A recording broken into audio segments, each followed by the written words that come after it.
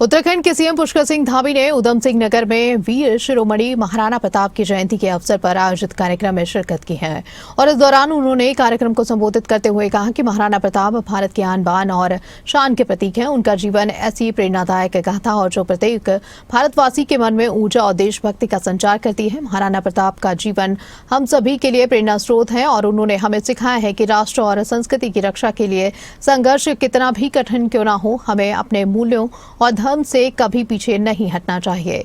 वहीं सीएम धामी ने कहा कि हमारी सरकार जनजातीय समाज के समग्र विकास के लिए निरंतर कार्य कर रही है।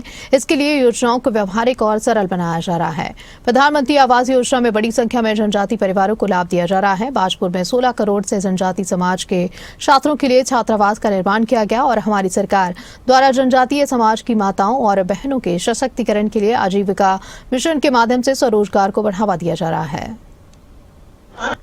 संघर्ष कितना भी कठिन क्यों न हो, हमें अपने सिद्धांतों से, हमें अपने मूल्यों से, हमें अपनी संस्कृति से, हमें अपने धर्म से कभी पीछे नहीं हटना चाहिए।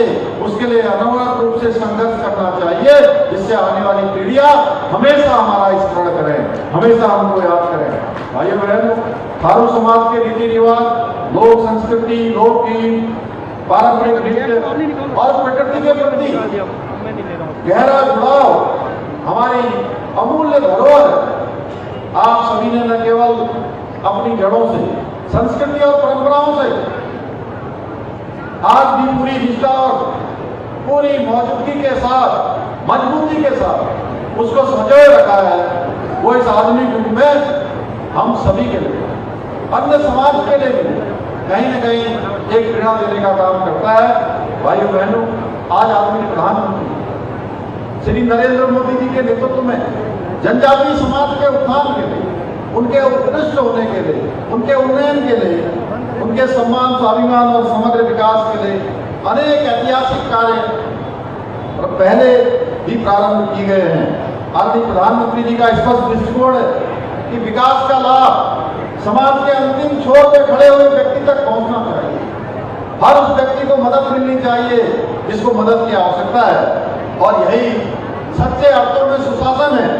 इसी सोच को धरातल पर उतारते हुए आज पहली बार देश में जनजातीय समुदाय के लिए अनेक कामों को आगे बढ़ाया गया है। चाहे आज हमारे बच्चों के लिए जनजातीय एकलव्य मॉडल आवासीय विद्यालय हो, प्रधानमंत्री जनजातीय उन्नत ग्राम अभियान, वन धन योजना है, प्रधानमंत्री जनजातीय विकास मिशन तथा कृषि और पशुपालन से जुड़ी हुई अनेक योजनाओं को प्रभावी रूप से आज देश के अंदर लागू किया गया है। भाइयों बहनों, आदरणीय प्रधानमंत्री श्री नरेंद्र मोदी जी के सशक्त नेतृत्व में हमारी सरकार भी जनजातीय समाज के समग्र विकास के लिए निरंतर कार्य कर रही है।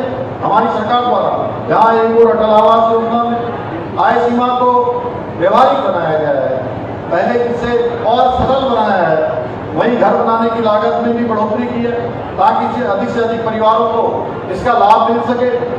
हमने उधम सिंह नगर में इस योजना के तहत लगभग 3 करोड़ रुपए से अधिक की सहायता राशि प्रदान की है। इसके अलावा प्रधानमंत्री आवास योजना में बड़ी संख्या में जनजातीय परिवारों को आज इस योजना का लाभ मिला है। इस वर्ष आए आवेदनों में लगभग 28% आवेदन जनजातीय समाज से। इसके अलावा प्रधानमंत्री जनधन योजना के अंतर्गत उधम सिंह नगर में पहले और दूसरे चरण में सैकड़ों घरों का निर्माण कार्य पूरा किया गया है। भाइयों बहनों, हमारी सरकार शिक्षा के क्षेत्र में भी जनजातीय समाज को सशक्त बनाने के लिए निरंतर ठोस कदम उठा रही है।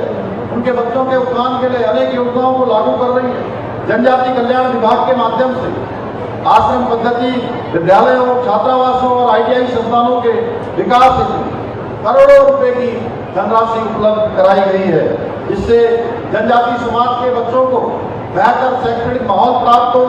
इसके अलावा इन आश्रम पद्धति विद्यालयों को कक्षा 12 तक अपग्रेड करने का काम भी किया जा रहा है।